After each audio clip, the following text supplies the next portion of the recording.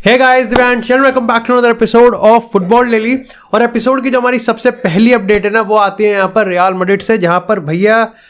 I think अगर ये चीज़ 2 महीने पहले होती तो मैं कहता था कि हाँ अनएक्सपेक्टेड है, लेकिन जिस तरीके से रियल मैड्रिड का एनवायरनमेंट शेप अप हो रहा था, परफॉर्मेंस आ रही थी, सिचुएशन बन रही थी, और कार्लो एंसेलोटी अपने ओल्ड गार्ड यानी कि अगर हम winning formula Luka Modric, Toni Kroos को लेकर जिस तरीके से एटीट्यूड रख रहा है, टोनी क्रूज का कॉन्ट्रैक्ट रिन्यूअल जो कि मार्सा के एक्सक्लूसिव रिपोर्ट के हिसाब से ऑलमोस्ट कंफर्म है, ऑफिशियल अनाउंसमेंट बाकी है, ये इतना ज़्यादा सरप्राइजिंग नहीं है। लेकिन सरप्राइजिंग नहीं है बट इंपॉर्टेंट बहुत ज़्यादा है, क्योंकि यार ये चीज़ तो हमको माननी पड़ेगी। और मैंने हाल ही में मैच के एक रिव्यू में बताया भी था कि पोस्ट कासिमिरो एरा में जिस तरीके से टोनी क्रूज ने अपने गेम को समझा है, अडेप्ट करा है, और एक्चुअली में जो नया गेम निकल के आया है ना, वो इस रियल मैड्रिड के लिए उससे भी प्यारा है, जो कि टोनी क्रूज अभी तक करते हुए आ रहे हैं। और ये टोनी क्रूज की definitely one of the best performances है, और हमको ये परफॉर्मेंस चाहिए। देखो, कायदे से यहाँ पर टोनी क्रूज के दिमाग में सिर्फ 2 ही चीज़ थी कि या तो मैं रियल मैड्रिड में रुकूंगा या फिर एक्चुअली में मैं फुटबॉल से अनाउंसमेंट ले लूंगा। ऐसे में 32 पे एक सवाल खड़ा होता है कि अनाउंसमेंट, ये रिटायरमेंट लेने की इतनी जल्दी भी क्या है। इसके रिगार्डिंग ये चीज़ है कि टोनी क्रूज को लगता है कि जो उसकी बॉडी है वो कहीं ना कहीं अब उस प्रीमियम इलीट लेवल पे नहीं खेल पाएगी, जिस लेवल पे उसने रियल मैड्रिड के इस मिडफील्ड एरिया को 10 साल तक, ऑलमोस्ट 10 साल तक कॉन्कर किया है। लेकिन अब जैसा मैंने तुमको कहा कि जो नया गेम अडेप्ट करा है टोनी क्रूज ने, इसने ये चांस दिया है कि टोनी क्रूज एक्चुअली में 1 साल और खेल सकता है, और वैसे भी 1 साल बाद 10 साल भी पूरे हो जाएंगे टोनी क्रूज को रियल मैड्रिड में। भाई बिल्कुल भाई, मैं तो कह रहा हूं कि जैसा मैंने ट्विटर पर लिखा था कि 1 डाउन एंड 1 टू गो। अब उसके लिए काफी लोगों ने समझा कि मैं ये कह रहा हूं कि 1 रुकेगा और 1 जाएगा, बल्कि एक्चुअली में था कि 1 का कॉन्ट्रैक्ट हमने निपटा दिया है, दूसरे का निपटाना पड़ेगा, क्योंकि एक्चुअली में लूका मॉड्रिच की जिस तरीके से परफॉर्मेंस आ रही है, कोई रीजन नहीं है कि why he should not be contract, उसको कॉन्ट्रैक्ट क्यों नहीं देना चाहिए और उसका कॉन्ट्रैक्ट क्यों नहीं रिन्यू करना चाहिए। एटलीस्ट अगर आपको करना है तो मेरे को लगता है कि अब तक तो रियल मैड्रिड को दे देना भी चाहिए था। लेकिन इसी के साथ बात करते हैं लिवरपूल से। तो हाल ही में लिवरपूल की अगर हम बात करें तो यहाँ पर फेब्रिज़ो रोमेरो ने इस चीज़ को कंफर्म करा है। खैर डेविड ऑस्टिन ने भी एक प्लेयर के रिगार्डिंग इसको कंफर्म करा है, और वो है ग्रेवनबर्ग। कि ग्रेवनबर्ग के एग्जीक्यूटिव के साथ, मतलब एजेंट्स के साथ यहाँ पे लिवरपूल के एग्जीक्यूटिव्स की मीटिंग हुई है, और यहाँ पर डिस्पाइट बायर्न अभी भी नॉट फॉर सेल का टैग लगा के बैठी हुई है, लेकिन ग्रेवनबर्ग के अगर कुछ एक्शंस की बात करें, जिस तरीके से पोस्ट लाइक कर रहा है, जिस तरीके से वो लिवरपूल का फैन भी है, जहां पर काफी सोशल मीडिया पे इसके रिगार्डिंग बज़ भी है, साफ दिख रहा है कि भाई वो लिवरपूल आ सकता है। और कहीं ना कहीं ये जो लैक ऑफ गेम टाइम है ना, ये एक बहुत बड़ा फैक्टर है जिसको लिवरपूल खेल रही है। ऐसे में यहाँ पर एक और मिडफील्डर है जिसको लिवरपूल यहाँ पर अब टारगेट कर रही है, और वो कोई और नहीं बल्कि ब्राइटन का मिडफील्डर मैक एलिस्टर है। और अगर आपको अभी तक मैक एलिस्टर की प्रोफाइल नहीं पता है तो आई थिंक वर्ल्ड कप की परफॉर्मेंस और रिसेंटली जो ब्राइटन की अगर हम बात करें रन की, जिसमें चेल्सी को उन्होंने तोड़ा था,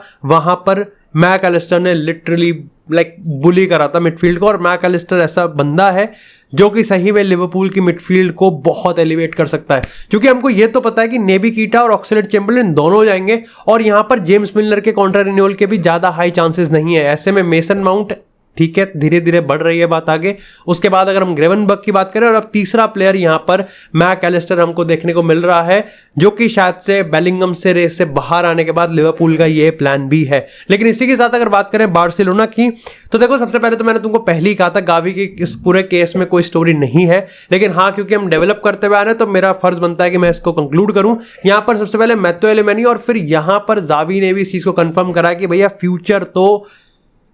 पर्पल वाली जर्सी में ही है, यानी कि बारसा की जर्सी में ही है और कहीं नहीं है। गावी को जिस तरीके से बार्सिलोना में फील होता है, इंपॉर्टेंट फील करवाते हैं, रिस्पेक्ट करते हैं, और उसको पता भी है कि उसका फ्यूचर यहाँ पर है, कोई फर्क पड़ता नहीं है, कोई मतलब बनता नहीं है कि यहाँ पर कोई और क्लब गावी को कैसे लेके जाएगा। तो ये स्टोरी तो मेरे को लगता है कि ऑलमोस्ट डेड है, और यहाँ पर मैथ्यू एलेमैनी ने कंफर्म भी करा है कि इसका कॉन्ट्रैक्ट प्रायोरिटी पे हम रिन्यू कर रहे हैं, और कोई दिक्कत वाली बात नहीं है। साथ ही अगर बात करें यहाँ पर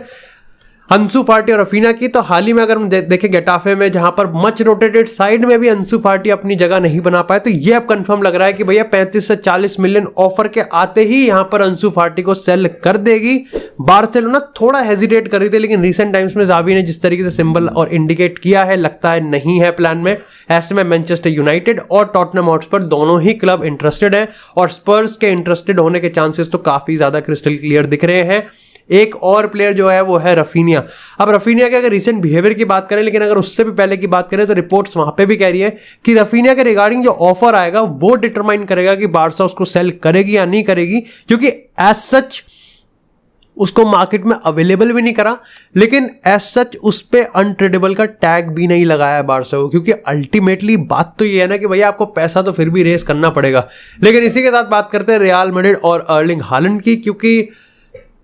अगर 1 2 3 4 रिपोर्ट्स की हम बात करें तो चारों ही रिपोर्ट ने यहां पर एक्चुअली में एक ही चीज, एक ही स्टोरी को डेवलप किया, और चारों स्पेनिश रिपोर्ट्स हैं। लेकिन इनमें से मैं सही बताऊं ना तो चारों के ही जो सोर्सेज हैं वो अलग अलग है। जैसे अगर हम यहाँ पर डेआरओ एएस की बात करें तो उन्होंने कहा कि टेलीफुट यानी कि आरएमसी रिपोर्ट की एक्सक्लूसिव रिपोर्ट में उन्होंने ये चीज कंफर्म किया है कि भैया अर्लिंग हालैंड को लेके रियल मैड्रिड का जो प्लान है वो बहुत सेट है और वो 2024 को लेके है। चारों रिपोर्ट को जब मैंने समराइज करके थोड़ा पढ़ने की कोशिश की, मैं तुमको सही बात बताता हूँ लॉजिक वो क्या बनाने की कोशिश कर रहे हैं। देखो वो यहाँ पर ये कहते हैं कि जो कॉन्ट्रैक्ट है अर्लिंग हालैंड का उसमें 220 और 240 मिलियन का एक रिलीज क्लॉज है जो कि 2024 में एक्टिवेट हो जाएगा। दूसरी चीज कि करंटली अगर हम हालैंड की परफॉर्मेंस को एम्बापे की परफॉर्मेंस से मैच करें तो यहाँ पर हालैंड ज्यादा सूटेड है और डायरेक्ट रिप्लेसमेंट भी है बेंजिमा का, जो कि एम्बापे के केस में लग नहीं रहा है, क्योंकि विनीसियस को ऑल्टर करना भी पड़ेगा। हालैंड एक बिल्कुल ही डायरेक्ट रिप्लेसमेंट होगा as a out and out striker,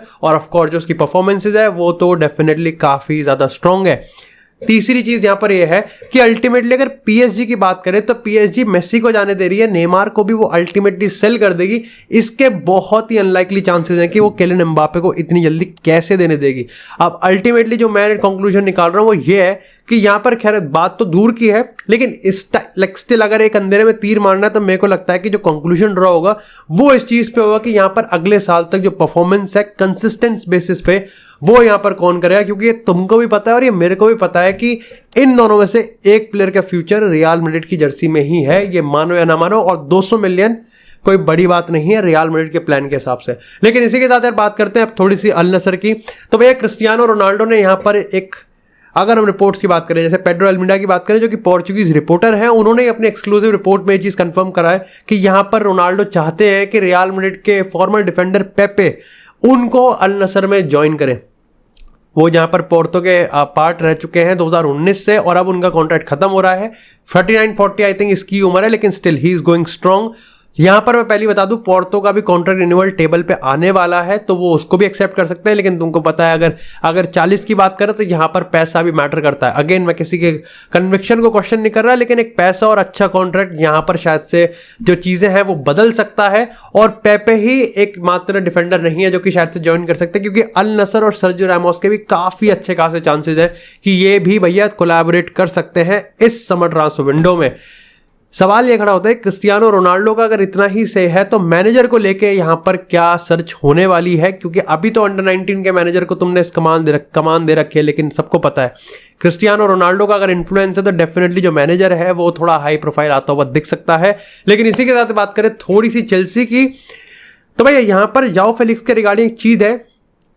कि भाई जाओ फेलिक्स की अगर हम बात करते हैं तो एक मामला ये आ रहा है कि जहां चेल्सी इस चीज को लेकर अभी कन्विंस नहीं है कि इसका कॉन्ट्रैक्ट हम इसका जो ट्रांसफर परमानेंट करना है या नहीं करना है। और इसका बेसिस ये नहीं है कि जाओ Felix out and out flop रहा है, बल्कि ये है कि एथलेटिको मैड्रिड अपनी 100 मिलियन या 120 मिलियन की जो प्राइस टैग है उस पर नीचे नहीं जा रही। उन्होंने जितना दिया था वो उतना ही खींच के निकालेंगे। और ये जिस तरीके से टॉड बोली का बटुआ भरा रहता है ना, तो उनको ये पता है कि पैसे दे भी देंगे। खैर ये मजाक की बात है, लेकिन इंपॉर्टेंट बात यह है कि अगर हम पोर्चुगल के अगर लीग के गोंसालो रामोस की बात करें जिसको यहां पर प्राइस टैग 70 मिलियन जबकि उसका रिलीज क्लॉज 105 मिलियन का है, वहां पर यहां पर बेनफिका शायद से नेगोशिएट करने के लिए तैयार है। और इंटरेस्टिंग चीज ये है कि चेल्सी ये मानती है कि जाओ फेलिक्स में अगर हम फेल हो गए तो शायद से हम गोंसालो रामोस को उठा सकते हैं, जो कि यूनाइटेड के भी रडार पे है। और दोनों टीम का ही ये प्लान भी है, क्योंकि जहां पर जाओ फेलिक्स अभी भी प्रायोरिटी बना हुआ है, वहीं मैनचेस्टर यूनाइटेड भी हैरी केन पे लगी हुई है और बेनफिका को ये चीज पता है। और शायद से कहीं ना कहीं तभी मामला ये हो रहा है कि 105 मिलियन के रिलीज क्लॉज पे भी 70 मिलियन पे वो नेगोशिएट करने के लिए तैयार है।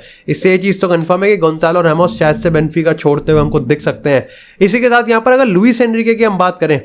तो भाई लुइस एनरिके को लेकर ये मामला आया कि अभी हाल ही में जो टॉड बोली की लाइक मीटिंग हुई है, या फिर अगर हम लुइस एनरिके के एंटराज क्लोज सोर्सेज से बात करें तो वो इस चीज से पर्टिकुलरली खुश नहीं है कि क्यों चेल्सी ने यहाँ पर केयर टेकर मैनेजर को मतलब लैम्पार्ड को as a caretaker manager लगाया है, जबकि आपके पास वैकेंसी थी और हम भी थे। अब यहाँ पर देखो, इस पर मैं वैसे एक एक्सक्लूसिव वीडियो बना रहा हूं तो मैं ज्यादा यहाँ पर रिवील नहीं करूंगा, लेकिन मैं अभी भी थोड़ा कंफ्यूज हो रहा हूं क्योंकि रीसेंट परफॉर्मेंस अंडर लैम्पार्ड खराब आई है, शायद से ग्राहम पॉटर से भी खराब आई है। और ये जो ग्लूमिंग जिसको हम भी सपोर्ट कर रहे थे तब तक कि शायद से लैम्पार्ड जो अंदर बाहर से जानता है और दिल से जानता है चेल्सी को, वो यहाँ पर स्टैमफोर्ड ब्रिज का जो क्राउड है और जो एटमॉस्फेयर है उसको नेट पॉजिटिव कर सकता है, ये भी फेल हुआ है। ऐसे में सवाल ये खड़ा होता है, जब लुइस एनरिके जैसे जो मैनेजर है वो अवेलेबल था और जब वो क्वेश्चन कर सकता है तो मामला पूछना पड़ता है। अब अगेन ये खराब गया है तो इसकी जिम्मेदारी भी चेल्सी के ओनर्स को ही लेनी पड़ेगी। लेकिन इसी के साथ अगर बात करें मैनचेस्टर यूनाइटेड की, तो सबसे पहले तो भाई यहाँ पर वाउट वेगोस्ट जो कि अगेन लोन पे आए हैं फ्रॉम बेसिकतास और पर्टिकुलरली बर्नली का प्लेयर है,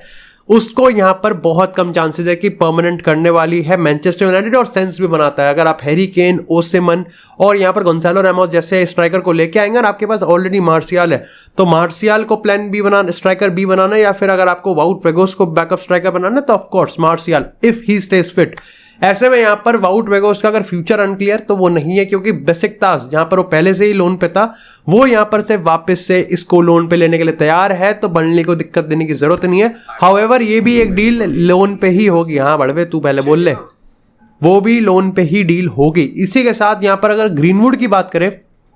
तो भाई मेसन ग्रीनवुड जो कि अभी भी लीगल केसेस में फंसे पड़े हैं, और भाई यहाँ पर मैनचेस्टर यूनाइटेड की अगर स्टार्टिंग 11 की बात करें, खैर अभी तो टीम स्क्वाड की बात करें तो उसमें भी एंट्री होने के में भी काफ़ी लंबा टाइम है। ऐसे में यहाँ पर एसी मिलान इस चीज़ को कंफर्म कर सकती है। अगर हम काफ़ी रिलायबल सोर्सेज की बात करें, अगर रेलोवो की बात करें तो उन्होंने कहा है कि एसी मिलान उसकी टेक्निकल एबिलिटीज और उसके प्लेइंग स्टाइल को देखते हुए उसमें इंटरेस्टेड है और ग्रीनवुड शायद से मैनचेस्टर यूनाइटेड छोड़ सकता है। And ultimately I think that would be the solution जो कि हर पार्टी को सेटिस्फाई कर सकता है, क्योंकि मैं यहाँ पर ग्रीनवुड को मैनचेस्टर यूनाइटेड यानी कि ओल्ड ट्रैफोर्ड और पर्टिकुलरली प्रीमियर लीग के एटमॉस्फेयर में एक नेट पॉजिटिव जो सपोर्ट है वो अभी तो नहीं मिलता हुआ देख रहा हूं। बाकी thank you so much guys for watching this episode. अगर आपको एपिसोड पसंद आता है एपिसोड को लाइक करें, चैनल को सब्सक्राइब करें। आपको इसी तरह फुटबॉल से एक्सक्लूसिव कंटेंट चैनल पर मिलता रहेगा। तब तक के लिए stay tuned, stay safe and I will see you guys in the next episode.